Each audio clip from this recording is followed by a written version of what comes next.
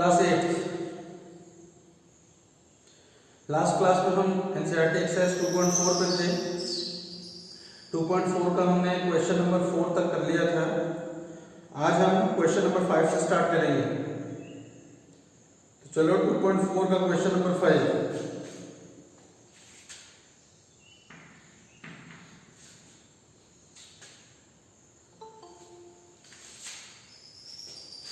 Shobo's mother's present age is 6 times Shobo's present age। इसमें दो लोग हैं, एक शोबो है, एक शोबो की मदर है। तो कह रहा है कि शोबो की जो मदर की प्रेजेंट एज है वो शोबो की प्रेजेंट एज की 6 टाइम्स है, 6 गुना है। शोबोज as 5 years from now, Shobo की एज 5 साल के बाद will be 1/3 of his mother's present age। Shobo की एज 5 साल के बाद जो है वो शोबो की मदर की प्रेजेंट एज की 1/3 के इक्वल होगी। तो what are their present ages? ठीक है, तो let present age of Shobo be x years। let present age of shobho be x years। so let present age of shobho's mother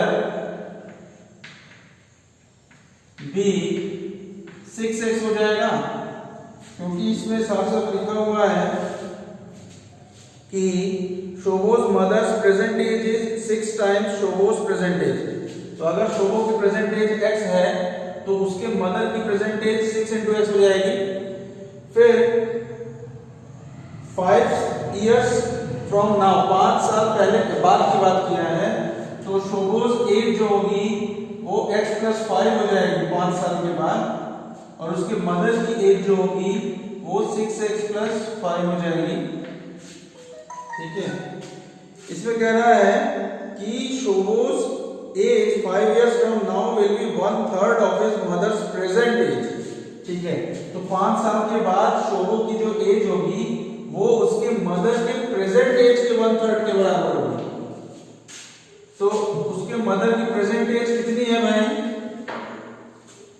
उसके mother की present age तो 6x है, उसके 1/3 के बराबर होगी 5 साल के बाद। तो x + 5 = 1/3 into 6x। ठीक है, तो अब x + 5 = 3 से ये 6 कैंसिल हो जाएगा तो 2 होगा, यहाँ पे 2x बचेगा। फिर हम क्या करें, x को उस तरफ लेके जाएं, तो 5 = 2x पहले से है, x को हम उधर लेके गए तो -x हो गया। तो 5 = 2x - x। तो x की वैल्यू 5 आ गई। x हमारा था क्या भाई? Present age of Shobo. इसका मतलब शोबो की प्रेजेंट एज 5 साल हो गई। इसी तरह उसके मदर की प्रेजेंट एज कितनी होगी? Shobo's present age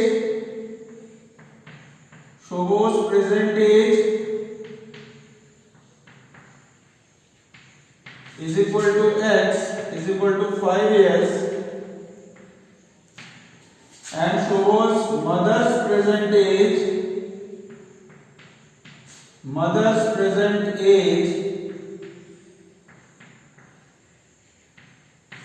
is equal to 6x is equal to 6 into 5 is equal to 30 years।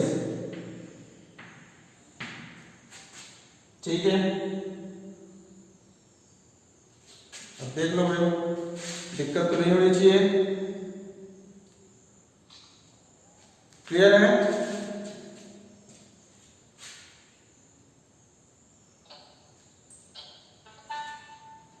ठीक है, इसका वीडियो भी हम अपलोड कर देंगे भाई।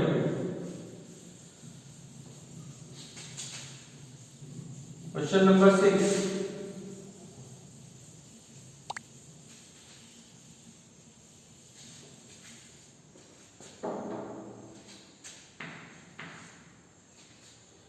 क्वेश्चन नंबर 6 है there is a narrow rectangular plot, एक रेक्टेंगल के शेप का प्लॉट है, reserve for a school, school के लिए रिजर्व रखा गया है, इन महुली विलेज, महुली गांव में। The length and breadth of the plot are in the ratio 11:4, length ratio breadth is equal to 11:4, ठीक है। इसका मतलब लेंथ जो होगा वो 11x होगा और ब्रेड्थ जो है वो 4x होगा, ठीक। अब at the rate of ₹100 per meter, it will cost the village panchayat ₹75,000 to fence the plot. जो प्लॉट है रेक्टेंगुलर, उसको हमें फेंसिंग कराने के लिए 75,000 रुपए की जरूरत है। अगर 1 मीटर का दाम रेट 100 रुपए है, ठीक है। तो फेंसिंग जो होती है वो कहां पे होती है भाई? हमेशा बाउंड्री पे होती है। इसका मतलब जो भी होगा वो इसके रेक्टेंगुलर के पूरा जितना पेरीमीटर है उतना ही इसमें फेंसिंग होगा, ठीक है। तो सबसे पहले हम ये निकालें कि उसका पेरीमीटर होगा कितना, ठीक है ना। तो पेरीमीटर देखो दिया हुआ है कि अगर 1 मीटर का दाम 100 रुपए है तो टोटल उसे 75,000 रुपए देना पड़ रहा है। इसका मतलब जो पेरीमीटर होगा, पेरीमीटर उस रेक्टेंगुलर प्लॉट का वो हो जाएगा 75,000 अपॉन 1 मीटर का कॉस्ट, यानी कि 100। 2 जीरो से ये 2 जीरो कट जाएंगे तो ये हो जाएगा 750 मीटर्स, ठीक है।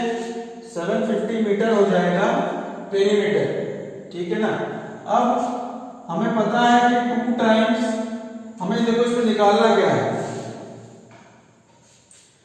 इसमें हमें निकालना है what are the dimensions of the plot. इस प्लॉट का, रेक्टेंगुलर प्लॉट का डायमेंशन कितना है? डायमेंशन मतलब लेंथ और ब्रेड्थ कितना है, ठीक है।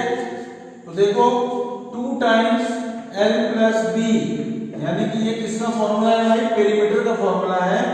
और ये जो है पेरीमीटर के बराबर होगा, और पेरीमीटर हमारा आया कितना? 750।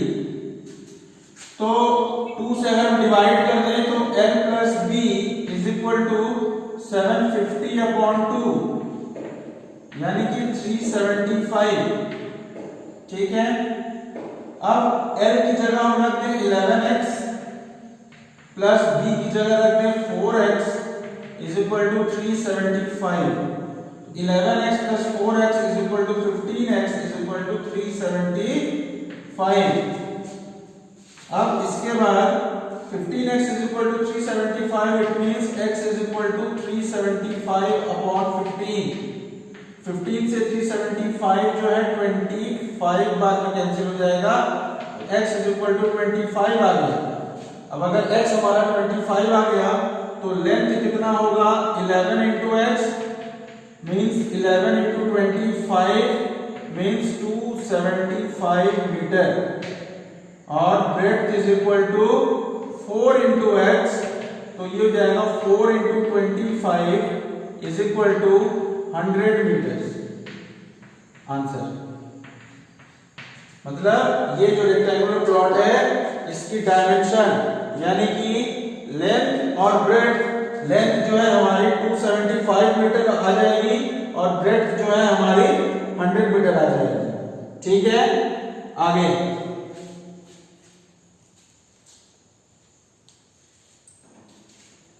Next question number 7।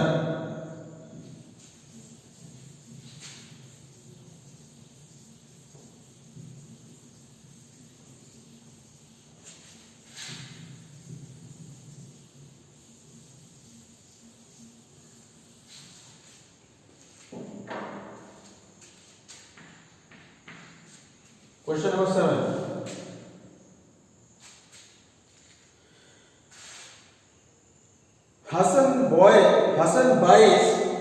Hassan buys 2 kinds of cloth materials for school uniforms. Shirt material that costs him 50 rupees per meter and trouser material that cost him 90 rupees per meter. जो shirt का कपड़ा है वो उसे 50 रुपए पर मीटर का पड़ा है और जो ट्राउजर का मटेरियल है वो 90 रुपए पर मीटर का पड़ा है. For every 3 meters of the shirt material he buys 2 meters of the trouser material. मतलब कि अगर उसे 3 मीटर शर्ट अगर वो खरीद रहा है तो उसके लिए उसे 2 मीटर ट्राउजर भी खरीदना पड़ेगा. He sells the material at 12% and 10% profit respectively. His total sale is rupees 36,600. How much trouser material did he buy? ठीक है.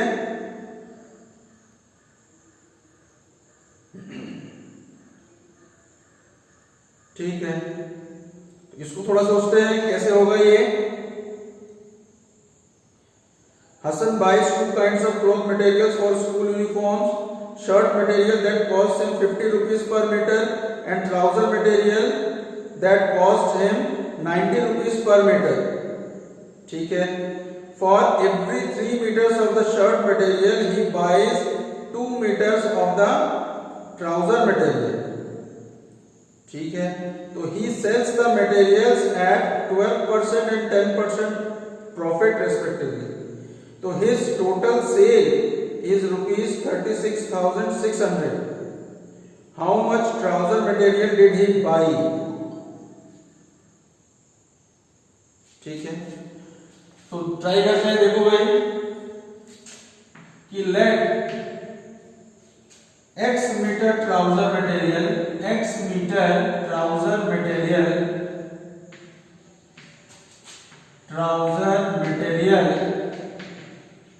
ही बॉट. हमें यही चीज निकालना है. तो हम मान लेंगे कि x मीटर ट्राउजर मटेरियल जो है उसने खरीदा है. अब अगर x मीटर ट्राउजर मटेरियल खरीदा है तो फिर उसने शर्ट कितना खरीदा होगा, पहले हमको ये भी निकालना पड़ेगा. तो देखो भाई इसमें दिया हुआ है कि 2 मीटर अगर ट्राउजर है, इसका मतलब 3 मीटर 2 मीटर ट्राउजर मटेरियल अगर है तो 3 मीटर शर्ट मटेरियल होगा. इसका मतलब 1 मीटर ट्राउजर के लिए हमें 3/2 मीटर शर्ट की जरूरत होगी. ठीक है. और x मीटर ट्राउजर के लिए हमें कितने की जरूरत होगी भाई? x मीटर ट्राउजर के लिए हमें 3/2 इंटू x मीटर शर्ट की जरूरत होगी. ठीक है. तो ये हमारा ट्राउजर का हो गया, ये हमारा शर्ट का हो गया. अब कॉस्ट हम निकालें कि कॉस्ट दिया है शर्ट का जो मटेरियल है,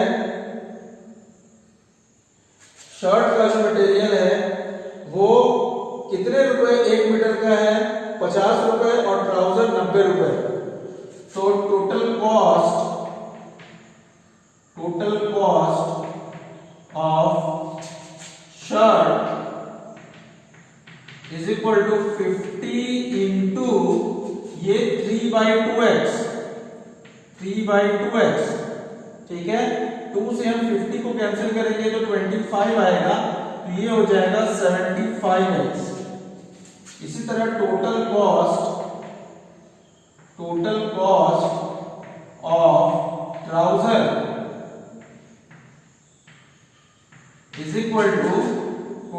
of trouser is equal to 90 into, क्योंकि 1 मीटर का कॉस्ट है 90 रुपए, तो 90 इंटू ट्राउजर. ठीक है ना. ट्राउजर हमारा x ही है तो ये हो जाएगा 90 इंटू x. ठीक है. टोटल कॉस्ट ऑफ ट्राउजर निकल गया. अब इसमें क्या रहा है कि उसने जो सेल किया है, बेचा है, वो कितने परसेंट प्रॉफिट पे बेचा है भाई? He sells the materials at 12% and 10% profit respectively. Respectively का मतलब पहले जो है शर्ट इस क्वेश्चन में आया है तो पहला जो 12% है वो शर्ट के लिए होगा और जो बाद में 10% आया है वो हमारा ट्राउजर के लिए होगा.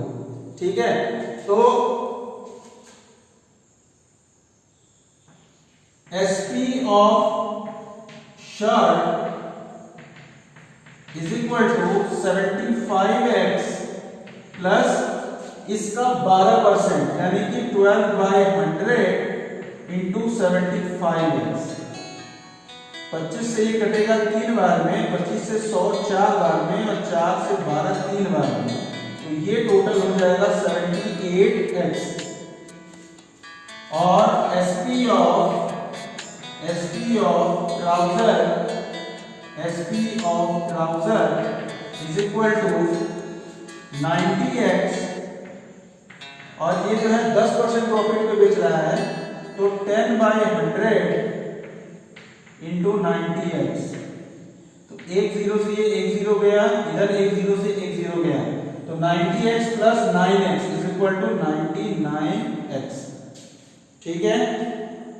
अब शर्ट का हमने टोटल सेलिंग प्राइस निकाल लिया और पैंट का भी हमने यानी कि ट्राउजर का भी हमने सेलिंग प्राइस निकाल लिया।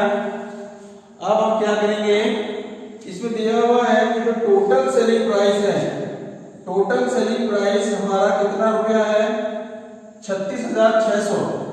Total SP is equal to 36,600। Total SP का मतलब हुआ 78x plus 99x is equal to 36,600। इन दोनों को प्लस करेंगे तो 177x is equal to 36600। x is equal to 36600 upon 177। 3 से अगर हम कैंसिल करें कितनी बार में जाएगा, ये 59 बार में जाएगा, फिर 12200। अब ये कितने में जाएगा भाई, x की वैल्यू आ गई 12200 अपॉन 59। ठीक है ना। How much trouser material did he buy. तो अब इसको हम सिंपल इसको डिवाइड करेंगे तो x इज इक्वल टू आ जाएगा 12200 अपॉन 59 मीटर। आंसर। ठीक है भाई, कोई दिक्कत है बताओ।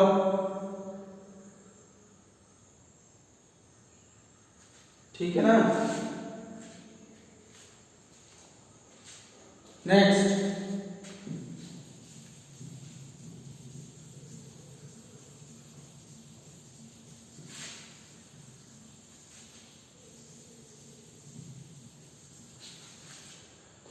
Question number 8। क्वेश्चन नंबर 8 है, half of a herd of deer. Deer मतलब हिरण होता है, तो हर्ड ऑफ डियर का मतलब होता है हिरण का झुंड। तो half of a herd of deer are grazing in the field, वो खेतों में चल रहे हैं, and 3/4 of the remaining are playing nearby, और जितने बच गए उसका 3/4 3/4 वो आसपास खेल रहे हैं। The rest 9 are drinking water from the pond, तालाब से पानी पी रहे हैं कितने, बाकी जो 9 बचे हैं वो। Find the number of deer in the herd, उस झुंड में टोटल कितने हिरण थे। So let there are x number of deer, x number of deer. सबसे पहले तो इसमें कह रहा है कि half of a herd of deer are grazing in the field, इसका मतलब x का आधा, x/2 तो ग्रेज कर रहे हैं। नेक्स्ट, जो रिमेनिंग कितना बचा, x का आधा आ गया तो आधा बच गया, तो आधे का यानी कि x/2 का 3/4 into x/2 are playing nearby. The rest 9 मतलब टोटल ऑफ 9 बचे, और ये इज इक्वल टू x के हैं, तो हमें x की वैल्यू निकालनी है। ठीक है, तो ये हो जाएगा x/2 plus 3x/8 plus 9 is equal to x। 9/1 कर दिया हमने। 2 और 8 का एलसीएम 8 आएगा।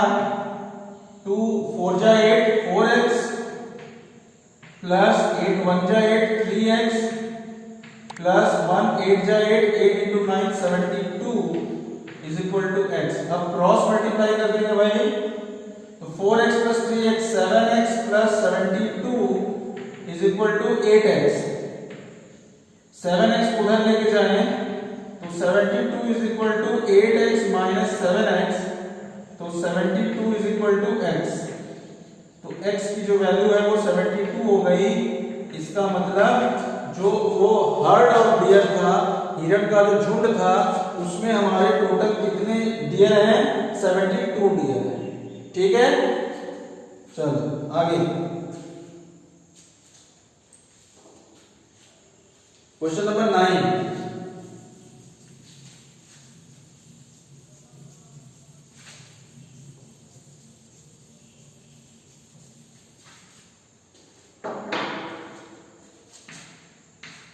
Question number 9।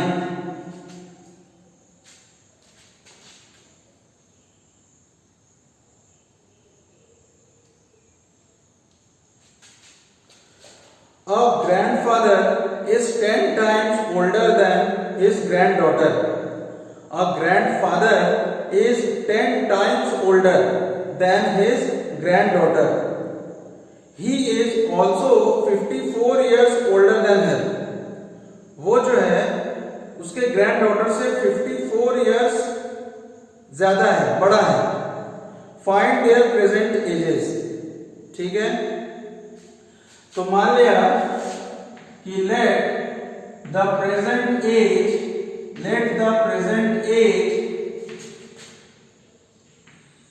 ऑफ ग्रैंडडॉटर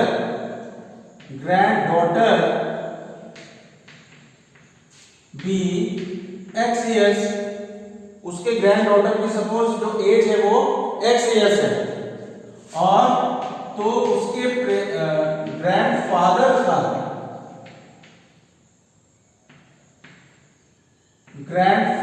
का प्रेजेंट एज कितना होगा भाई? दिया हुआ है कि जो ग्रैंडफादर है वो ग्रैंडडॉटर से 54 इयर्स ज्यादा है। इसका मतलब x प्लस 54 हो जाएगा। ठीक है, प्रेजेंट एज ऑफ ग्रैंडफादर भी x प्लस 54। और इसमें ये कह रहा है कि जो ग्रैंडफादर की एज है वो उसके ग्रैंडडॉटर की एज के 10 टाइम्स है। ठीक है ना, ग्रैंडफादर यानी कि x plus 54 is equal to 10 times of granddaughter's age, granddaughter's present age. तो 54 इज इक्वल टू 10x, ये x उधर जाएगा तो माइनस x हो जाएगा, तो 54 is equal to 10x minus x, ये हो जाएगा हमारा 9x। तो x is equal to 54 upon 9 यानी कि 6। x की वैल्यू 6 आ गई, x की वैल्यू 6 आ गई। इसका मतलब जो ग्रैंडडॉटर है उसकी एज कितनी हो गई भाई हमारी? 6 years. Granddaughter's age is equal to 6 years, और ग्रैंडफादर जो है वो x प्लस 54 होने की वजह से x की जगह 6 रखेंगे, तो 6 plus 54 is equal to 60 years. ठीक है, ग्रैंडडॉटर की एज प्रेजेंट एज 6 इयर्स हो जाएगी और ग्रैंडफादर की प्रेजेंट एज 60 इयर्स हो जाएगी। क्लियर? नेक्स्ट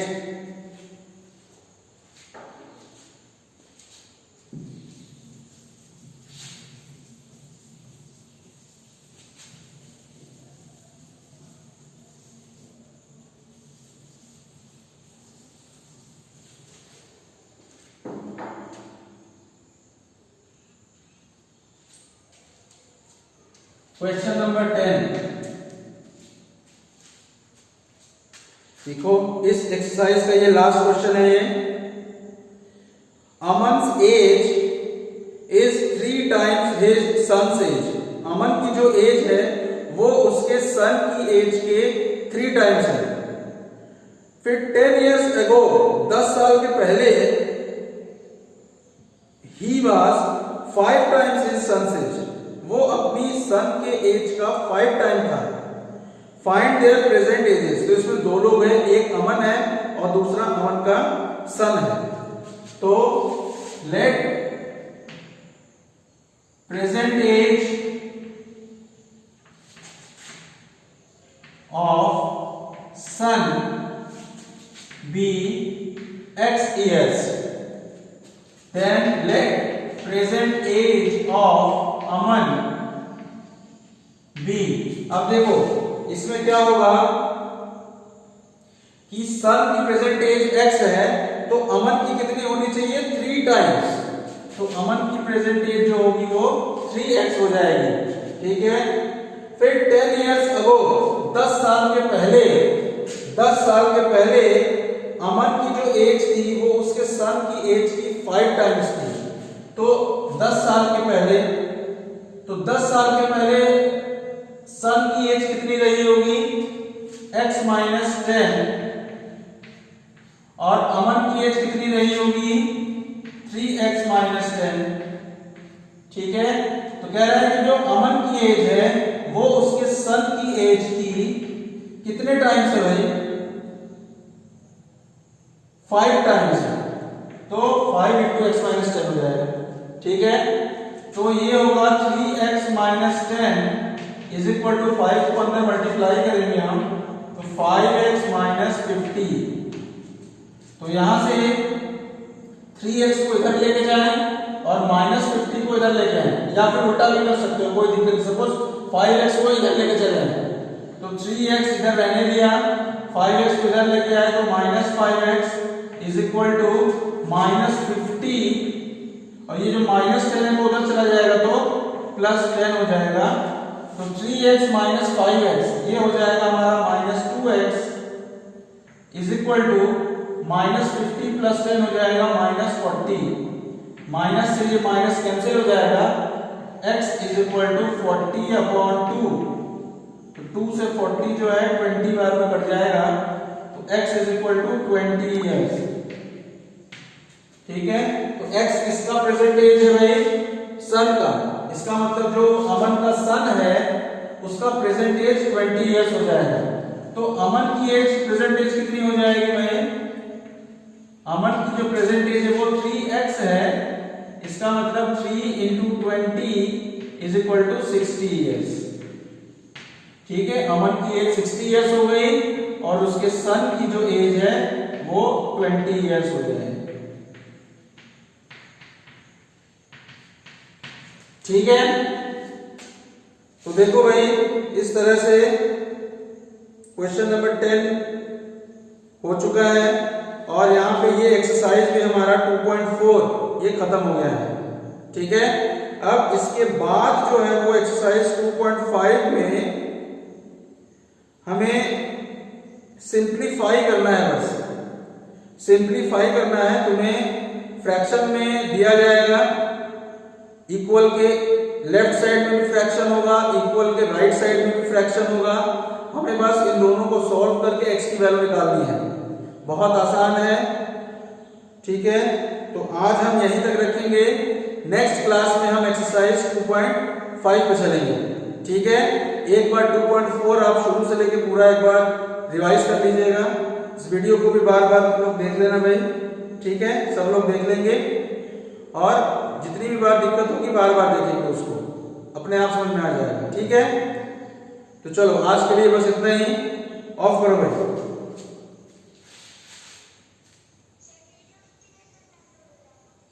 वीडियो बेटा नेट स्पीड पे है, या तो आज रात तक हो जाएगा, नहीं तो कल सुबह तक हो जाएगा। ठीक है।